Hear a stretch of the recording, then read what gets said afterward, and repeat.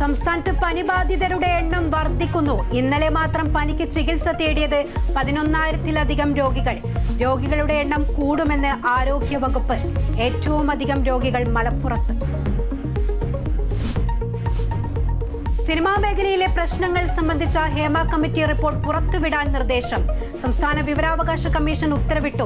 July 25-നകം അപേക്ഷകർക്ക് report നൽകണം. വിലക്കപ്പെട്ടവ ഒഴികെ മറ്റൊന്നും മറച്ചുവെക്കരുതെന്നും വിവരാവകാശ കമ്മീഷൻ. ജമ്മുകാശ്മീരിൽ ഭീകരരുമായുള്ള ഏറ്റുമുട്ടലിൽ സൈനികന് വീരമൃത്യു. കുൽഗാമിൽ സുരക്ഷാ സേനയും ഭീകരരും തമ്മിലുള്ള ഏറ്റുമുട്ടൽ തുടരുന്നു.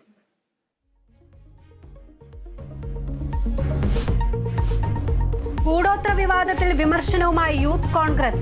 പണിയെടുക്കാതെ കൂടോത്രം ചെയ്താൽ പാർട്ടി ഉണ്ടാകില്ലെന്ന് അബിൻ വർക്കി.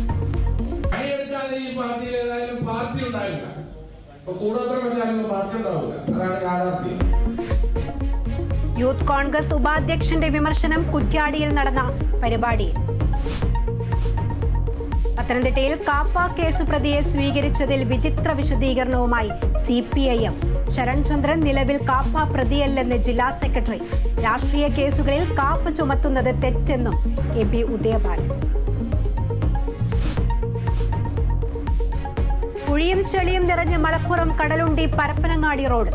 ഉദ്യോഗസ്ഥരും ജനപ്രതിനിധികളും ഇടപെടുന്നില്ലെന്ന് ആക്ഷേപം. കോഴിക്കോട് മലപ്പുറം ജില്ലകളുടെ അതിർത്തിയിലാണ് ഈ പാതാളക്കുഴിയുള്ളത്. മറ്റൊരു കാര്യമുള്ളത്, തൊട്ടപ്പുറത്താണ് പൊതുമരാമത്ത് വകുപ്പ് മന്ത്രിയുടെ മണ്ഡലം. തൊട്ടിപ്പുറത്ത് 2 പ്രതിപക്ഷ MLA-മാരുടെ മണ്ഡലമാണ്. അവിടെയാണ് ജനങ്ങൾ ഈ കുഴിയിൽ വീണ് പോകേണ്ട ഗതികേടിലുള്ളത്.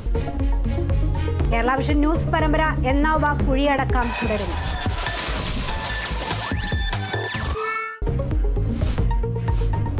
കാസർഗോഡ് അരയംകുളത്തെ പട്ടികവർഗ വിദ്യാർത്ഥികളുടെ പഠന പ്രതിസന്ധിക്ക് പരിഹാരം.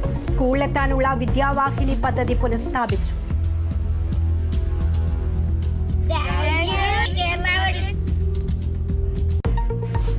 Kerala vision news impact.